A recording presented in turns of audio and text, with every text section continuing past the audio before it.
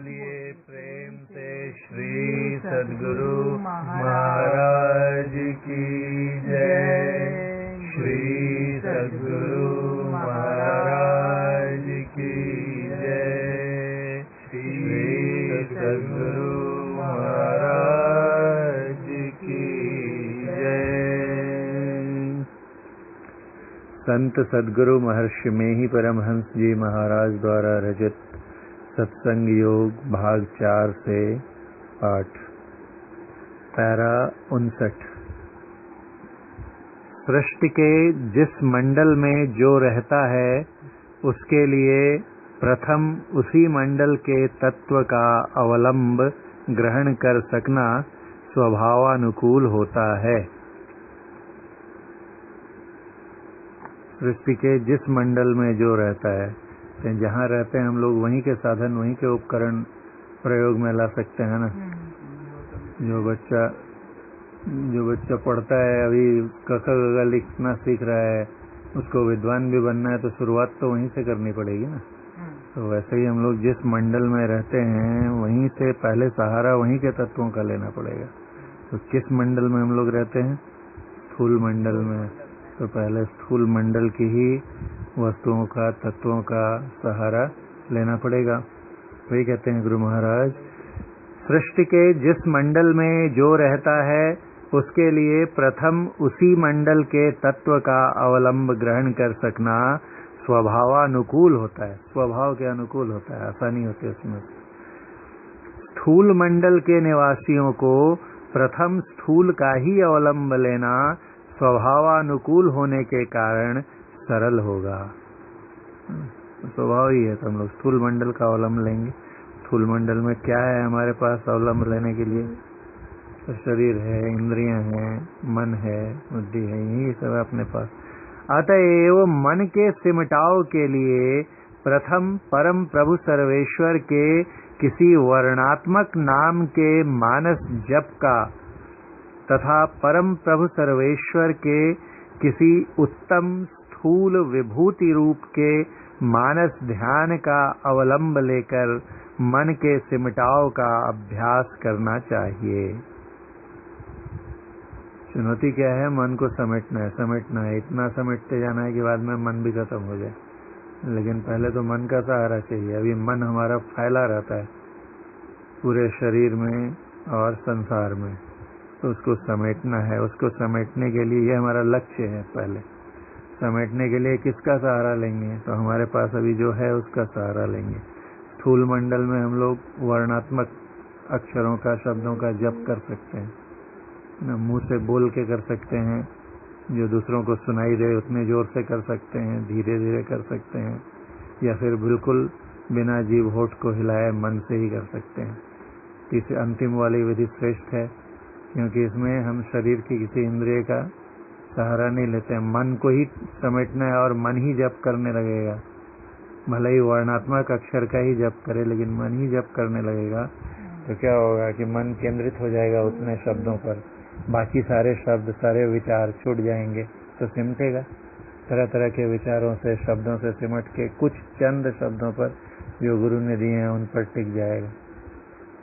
तो ये कहते हैं कि पहले क्या करना है? मन के सिमटाव के लिए प्रथम परम प्रभु सर्वेश्वर के किसी वर्णात्मक नाम के मानस जप का, मन से जपना है। परम प्रभु परमात्मा का कोई भी वर्णात्मक नाम ले लो, जो भी लो, लेकिन कोई भी नाम लेके हम अपनी मर्जी से कोई नाम चुनाव करके और जपने लगेंगे तो उससे वो फल नहीं मिलेगा। जो गुरु ने मंत्र दिया है, मंत्र देंगे तो कोई अक्षर का ही, शब्द से ही बना रहेगा ना, उसका मानस जप करना है। इसको समझाने के लिए पूज्यपाद महर्षि संतसेवी जी महाराज बतलाते थे कि एक गंधक जो है पंसारी की दुकान में मिलती है, किराने की दुकान में, और एक गंधक वैद्यराज के यहाँ भी मिलती है। अगर पंसारी के यहाँ से लेकर गंधक, कच्ची गंधक, रॉ रहता है, सल्फर वो शोधा हुआ नहीं रहता है, तो बिना शोधी हुई गंधक लेकर और हम खा लें तो जगह जगह से फोड़े निकल आएंगे। और वही हमको फोड़े निकले हुए हैं और चिकित्सा, उसका इलाज कराने जाते हैं वैद्यराज के पास, तो वो गंधक ही देते हैं, लेकिन वो शोधी हुई गंधक रहती है।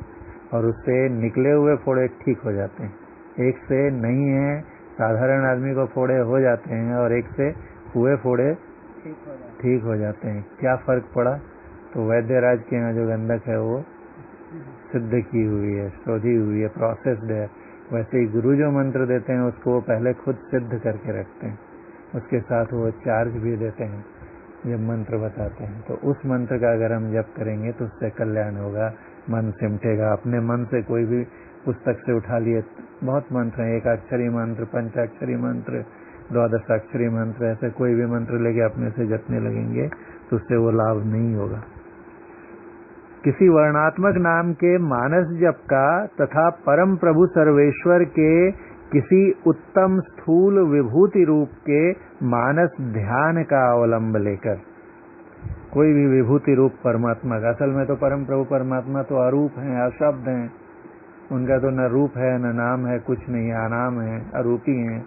लेकिन फिर भी उनके लिए हम लोग कोई एक नाम लेने के लिए कोई सिंबल बनाते हैं, कोई तो चिन्ह लेते हैं, कोई प्रतीक, कोई राम बोलता है, कृष्ण बोलता है, शिव बोलता है, ईश्वर बोलता है, खुदा बोलता है, कल जो हम लोग पढ़े थे। उसी तरह से उनको व्यक्त करने के लिए लोग कोई विभूति रूप ले लेते हैं, कोई राम का रूप लेगा, कोई दुर्गा माँ का रूप लेगा, कोई ईसा मसीह का रूप लेगा। ये सब उनके विभूति रूप हैं। तो ऐसा किसी उत्तम, उत्तम बोलते हैं, उत्तम स्थूल विभूति रूप, क्योंकि नाक मुंह कान ये सब जो है आकृति है तो स्थूल हो गया ना। तो स्थूल विभूति रूप के मानस ध्यान का, तो परम प्रभु परमात्मा का सबसे उत्तम विभूति रूप क्या होगा? स्थूल विभूति रूप।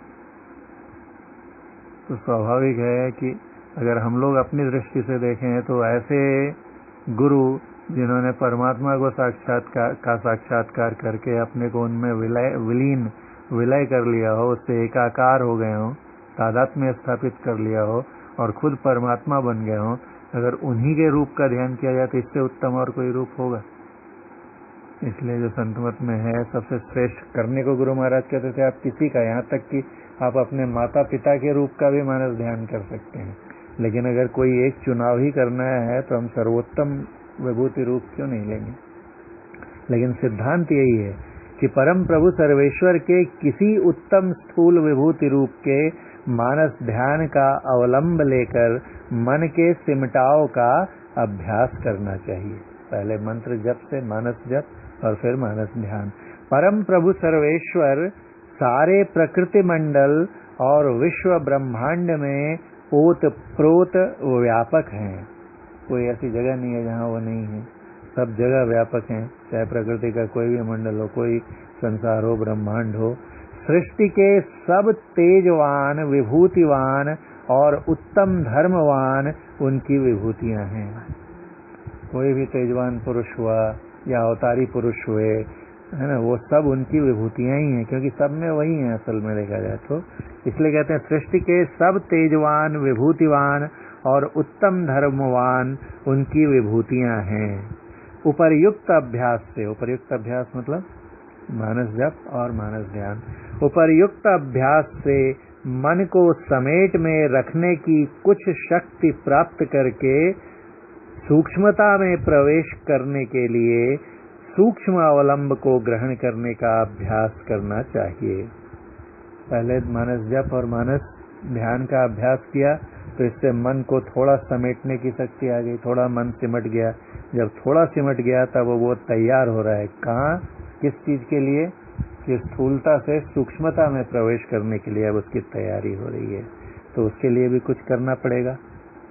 स्थूल ध्यान कर रहे थे तो स्थूल अवलंब लिए थे, स्थूल शब्द, वर्णात्मक शब्द और स्थूल रूप। अब सूक्ष्मता में जाना है तो अवलंब, सहारा भी सूक्ष्म चाहिए हमें।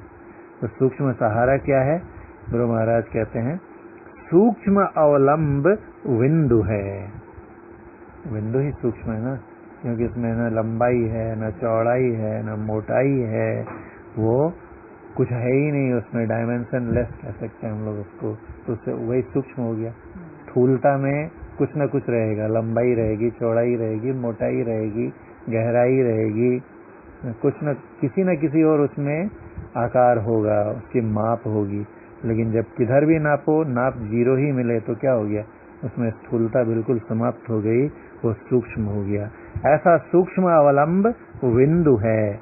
विंदु को ही परम प्रभु सर्वेश्वर का अणु से भी अणुरूप कहते हैं। अणु मतलब छोटा, और अणु से भी अणु मतलब छोटे से भी छोटा रूप। क्या है सर्वेश्वर का? ये भी रूप ही है। जो विभूतिवान रूपों का हम लोग ध्यान किए वो भी रूप है, लेकिन वो स्थूल रूप है। उसमें आंख है, नाक है, मुंह है, कान है, या कोई भी और आकृति। कुछ लोग मानस ध्यान में गुरु महाराज अपने प्रवचन में कहते थे कि कोई ओम लिख के और मन में ओम की आकृति का मानस ध्यान करते हैं। कुछ लोग अल्लाह लिख के और उसी का मानस ध्यान करते हैं, और कुछ अल्लाह का भी पहला अक्षर अलिफ होता है ना, तो अलिफ लिख के उसी का मानस ध्यान करते हैं। सब मानस ध्यान के तरीके हैं। कोई भी एक रूप लेकर और मन में उस रूप पर मन को केंद्रित करना, मानस पटल पर उस रूप को उगाने का प्रयास करना मानस ध्यान है, चाहे वो कैसा भी रूप हो। लेकिन वो स्थूल है, कुछ न कुछ उसमें आकार है। और बिंदु क्या है? तो सूक्ष्म है। अब बिंदु पर टिकाएंगे सूक्ष्म पर, तो वहां पे कुछ भी नहीं है, छोटे से छोटा रूप हो गया। उससे छोटा और क्या होगा? जिसमें न लंबाई है, न चौड़ाई है, न मोटाई है, उससे लघु रूप और कोई हो ही नहीं सकता है। इसलिए उसको परम प्रभु सर्वेश्वर का अणु से भी अणुरूप कहते हैं, जिसको भगवान श्री कृष्ण ने श्रीमद् भगवद गीता में अणोरणीयाम कहा। परमात्मा जो है अणु से अणु भी हैं और महान से विशाल भी हैं, सबसे छोटे भी हैं और सबसे बड़े भी हैं। वो श्लोक है ना गीता में, क्या कहते हैं, कविम पुराण मनुषासितार मनोरणीयाम समनुस्मरेद्य सर्वस्य धातारम चिंत्य रूपम आदित्य वर्णम तमसः परस्ता। तो वहाँ अणोरणीयान आता है, अणु से भी अणु, और महतो महीयान भी कहते हैं, बड़े से बड़ा भी। तो यहाँ अणु मतलब छोटे से छोटा कह रहे हैं। यहाँ छोटे का मतलब क्या है? तो उसका मेजरमेंट छोटा सिर्फ नहीं, जैसे कि 1 मिलीमीटर बाई 1 मिलीमीटर या 1 पिकोमीटर में, माइक्रोमीटर में, ऐसा छोटा नहीं। छोटे से मतलब है यहाँ सूक्ष्मता से। उसका फैलाव कितना भी हो सकता है, लेकिन सूक्ष्म होना चाहिए। कैसे? तो ये दो चीज हैं। अगर मिलीमीटर बाई मिलीमीटर में एरिया नापना है और वैसे छोटा बोलना है, तो ये छोटा अलग हो गया, और सूक्ष्मता वाला छोटा। जैसे तालाब में कितना पानी है, कितनी दूर तक फैला है, नदी में, समुद्र में पानी तो बहुत दूर तक है, किलोमीटर बाई किलोमीटर तक है, लेकिन मिट्टी में घुसना हो तो घुस जाएगा ना। वो है तो बहुत बड़ा, इधर नापे तो कितना, समुद्र कितना बड़ा होता है, लेकिन फिर भी जल में, मिट्टी में घुस जाता है वो। तो ये वाली सूक्ष्मता चाहिए। ऐसा अणु से अणु कहते हैं, तो ऐसी अणुता चाहिए। और महान से महान, क्योंकि सबसे विस्तृत भी हुई है। विस्तृत नहीं रहेंगे तो कोई हिस्सा बच जाएगा प्रकृति का जहाँ वो नहीं रहेंगे, तो सब जगह भी हैं। तो सबसे अधिक फैले हुए भी, विस्तार भी उन्हीं का है, इसलिए महतो महीयान भी कहते हैं। और सब में प्रविष्ट होके रहते हैं, इतने सूक्ष्म है, इसलिए अणोरणीयान भी कहते हैं। विंदु को ही परम प्रभु सर्वेश्वर का अणु से भी अणुरूप कहते हैं। परिमाण शून्य, कोई परिमाण मतलब मेजरमेंट, माप।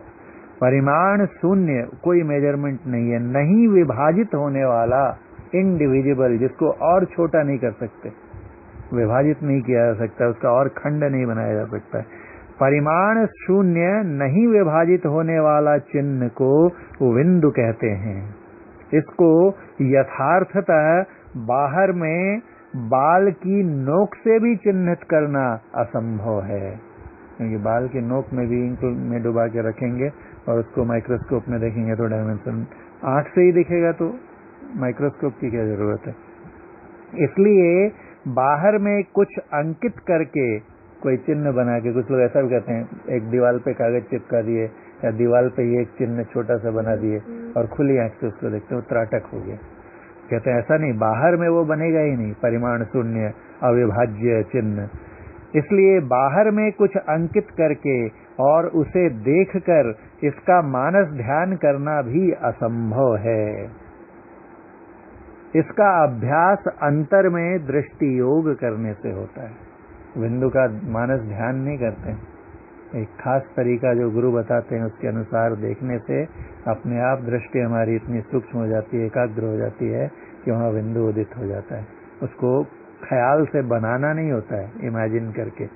दृष्टि योग में डीम और पुतलियों को उल्टाना और किसी प्रकार इन पर जोर लगाना अनावश्यक है। जोर से आंख मीच करके ये करके देखने की कोशिश से उल्टा, ऐसा करने से आंखों में रोग होते हैं। दृष्टि का खेल है ना, दृष्टि को समेटना है। दृष्टि किसको कहते हैं? तो गुरु महाराज कहते हैं दृष्टि देखने की शक्ति को कहते हैं। जिस शक्ति से देखना होता है वो शक्ति दृष्टि है, उसको समेटना है। दोनों आंखों की दृष्टियों को मिलाकर मिलन स्थल पर मन को टिकाकर, मन रहना चाहिए। खाली आंख से देखने का भाव है अंदर अंदर और मन कहीं घूम रहा है इधर उधर, तो बिंदु ध्यान नहीं होगा। क्योंकि दृष्टि और मन दोनों साथ में, दोनों सूक्ष्म है, एक दूसरे का सहारा है। दोनों आंखों की दृष्टियों को मिलाकर मिलन स्थल पर मन को टिकाकर देखने से एक विंदुता प्राप्त होती है। इसको दृष्टि योग कहते हैं। मन को भी वहीं टिकाना है, सामने, ख्याल सामने रहना चाहिए और देखना है। ख्याल सामने रखना मतलब मन को सामने रखना होगा। इस अभ्यास से सूक्ष्म व दिव्य दृष्टि खुल जाती है। दिव्य इसलिए कहते हैं कि हम साधारण मनुष्यों को दृष्टि नहीं है, जो विशेष उसका अभ्यास करते हैं उन्हीं को वो दृष्टि प्राप्त होती है, इसलिए उसे दिव्य दृष्टि भी कहते हैं। इस अभ्यास से सूक्ष्म व दिव्य दृष्टि खुल जाती है। मन की एक बिंदुता प्राप्त, मन ही एक बिंदु पे सिमट गया है पूरा। मन की एक बिंदुता प्राप्त रहने की अवस्था में स्थूल और सूक्ष्म मंडलों के संधि बिंदु व स्थूल मंडल के केंद्र बिंदु से उत्थित नाद व अनहद ध्वन्यात्मक शब्द सुरत को ग्रहण होना पूर्ण संभव है। अब वहां से सूक्ष्मता में प्रवेश होने जा रहा है। हम लोग बैठे गए हैं शरीर में, स्थूल मंडल में, और वहीं से अपनी दृष्टि को, मन को एकाग्र कर रहे हैं और कहाँ प्रवेश करने लग रहे हैं? सूक्ष्म में।